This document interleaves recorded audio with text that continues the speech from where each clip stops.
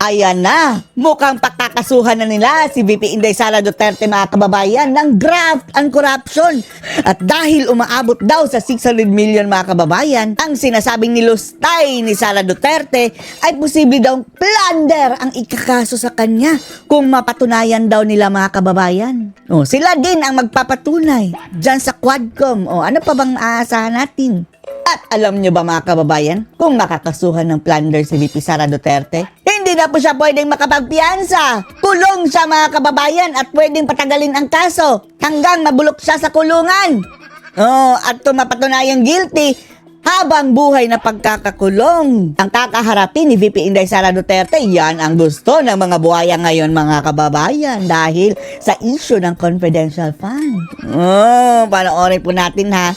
At base sa ating nakikita mga kababayan, dahil sila ang nagsabi kung mapapatunayang nilustay talaga ni Sara. Base sa kanilang obserbasyon mga kababayan ha. Base pa lang sa pinagsasabi ni Erwin Tulfo mga kababayan ay mukhang guilty na si Sara Duterte. Si Erwin Tulfo pa ha na sip-sip yan kay dating Pangulong Duterte dati. Sinasabi na nagabundok na daw ang ebidensya laban kay VP Sara sa kanyang paglulustay ng pera. Panoorin po ninyo. A diversion of attention away from the mounting evidence of fund misuse. Mounting evidence of fund misuse. Gabundok na ebidensya sa paglulustay ni Sara. Yan sabi ni Tulfo. So anong maaasahan natin? Kakampi pa yan ni Digong dati. May judgment na. So ang sabi nila, kapag nakita doon nila mga kababayan na ilustay talaga ni Sara, kasuhan ng plunder na walang piyansa. Yeah. Tungo naman tayo sa huling pagdinig ng Kamara hinggil sa umano'y maanumalyang paggasta ng pondo. Last but not the least, tinapos na nila ang mga kababayan ha.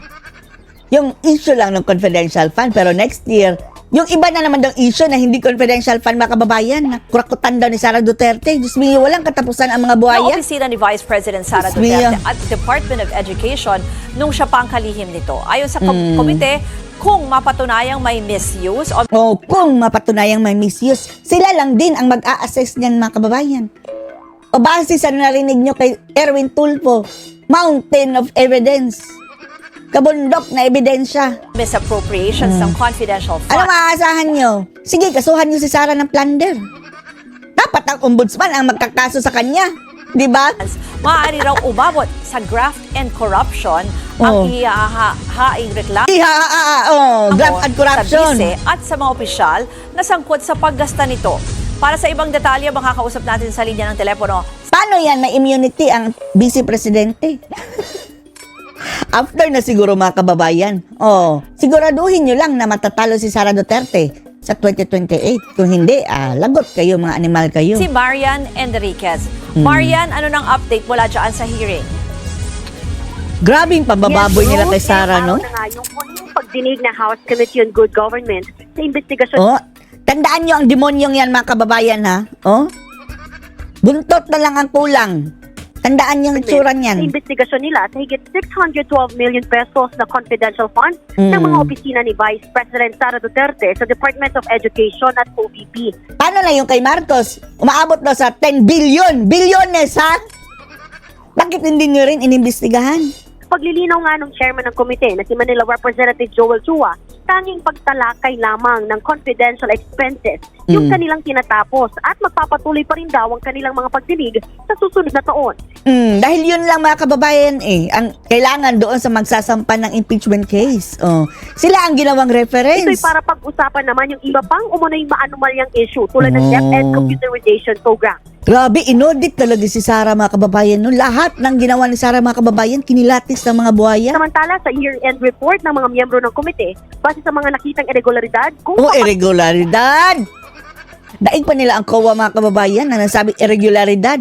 Samantala ang COA, walang nakitang irregularidad. patunayan ngang may misuse o misappropriations ng confidential funds, maaari raw umabot sa graft and corruption ang ihahaing reklamo graft sa and bise at mga opisyal na sangkot sa paggasta nito. At kung 612 million pesos ang pinag-uusapan, malinaw na papatak din ito sa plunder. Plunder! Itutulad ito ni mga kababayan, ni Jinggoy, nila Enrile, Bong Revilla. Di ba nakulong sila? Ganyan siguro ang gagawin nila kay Sara mga kababayan. Nakalabas nga si Jinggoy at si Bong Revilla ng lakas-lakas pa ng ebidensya laban sa kanilang mga kababayan. At Nahatulan pang guilty si si Jingyo Estrada ng bribery. Nakalabas na, eto pa si Sara na pilit ng mga kababayan na ginagawan-gawan nila ng kaso, ginagawan-gawan ng issue. Ano kaya pinagbasehan nila na napatunayang guilty?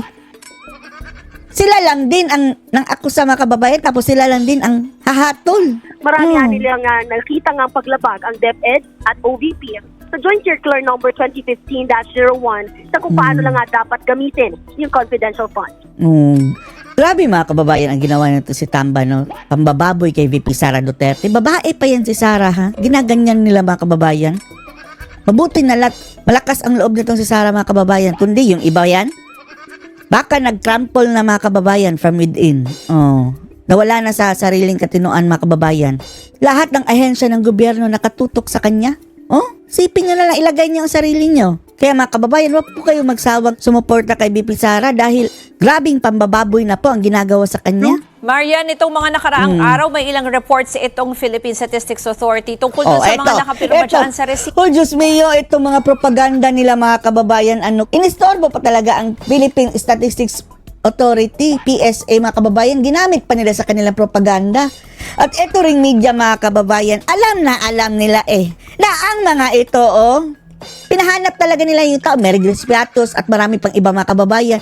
Alam nila na hindi naman mga totoong tao yan, mga alias yan Dahil yan mismo ang nakasaad sa batas dahil confidential fund at hindi pwedeng ilantad ang totoong pagkakakilanlan dahil it's a matter of security.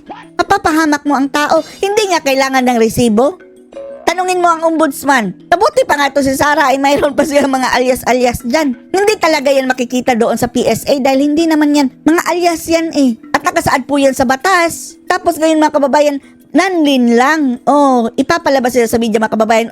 Gumagawa-gawa ng mga tao ito si Duterte, si Sara Duterte. Tapos para maging legitimate yung kanilang mga akusasyon mga kababayan, gumamit ng ahensya ng gobyerno, PSA. Wala ka talagang mahanap dyan. Tapos itong media, alam naman nila. Binalita pa rin at wala pong justification mga kababayan. Ibo? Ang mga ignorante nating mga kababayang maniniwala, sasabihin talaga, talaga, grabe talaga itong ginagawa ni Sara. Yan ang sasabihin nila. May update ba dyan?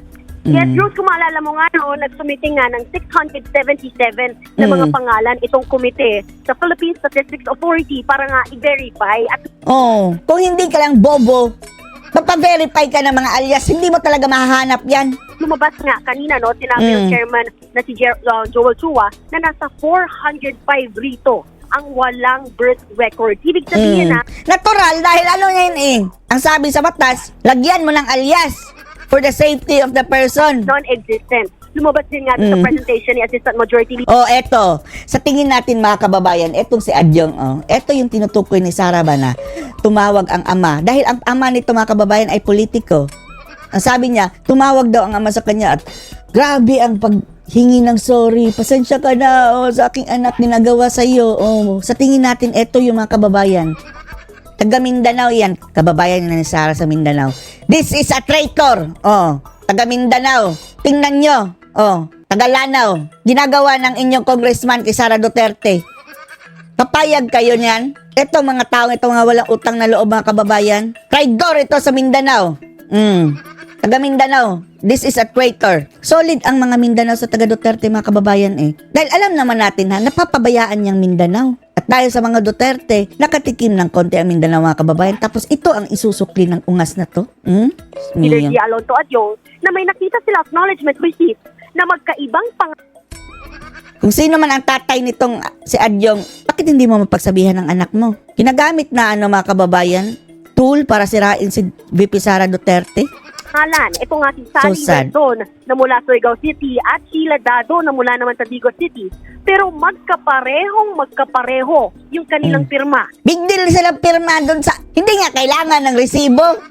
Meron pang resibo na nakapangalan sa isang Alex Crescencio na tulad ng kaso kay Yan lang ang isipin mo mga kababayan. Dahil sa nature ng confidential fund, hindi na kailangan ng resibo. At kung may resibo man, dapat confidential ang mga pangalan. Gagamit ka ng code name, para maprotektahan yung taong ginamitan mo ng confidential Okay, Benjamin, fund. kung maalala nga ninyo, pare-pareho ang pangalan, pero magkakaiba naman yung mga lagda. Sana nilagay yan Lisa Araneta Marcos, Bongbong Marcos, code name Bongbong Marcos. Kahit ganyan, tatanggapin yan ng COA. Mga bulok itong mga taong ito, mga kababayan. Ano. Tatlong resibo. At ang mga lugar, At maniniwala din ang mga ignoranteng mga loyalustay niyan, mga kababayan. magkakalayo rin. May Iligan City, Sana nga hindi maniwala din yung mga Duterte supporters sa ilan. Ipaalam nyo sa kanila mga kababayan na ang batas mismo ang nagsaad na hindi na kailangan ilagay ang tunay na pangalan dyan. Hindi nga kailangan ng Del resibo. Sur at pinirmahan sa Pasay City. Kaya git nga niya yung fabricated o tila dinoktor lang talaga ang mga resibong ito para i-justify yung Yan na. Yan na ang purpose sila mga kababayan. Para ipalabas na kinurakot ni Sara. confidential expenses ng mga opisina ng CBP, Sara. Ipagpapatuloy nga Isapat ulit mo yung si Akop, pagdinig ng Good Governance Committee sa susunod na taon. Yan muna ang latest. Yan ang latest. Anong masasabi niyo dito mga kababayan? Na posible nang pakasuhan si Sara ng plunder? Post your comments below.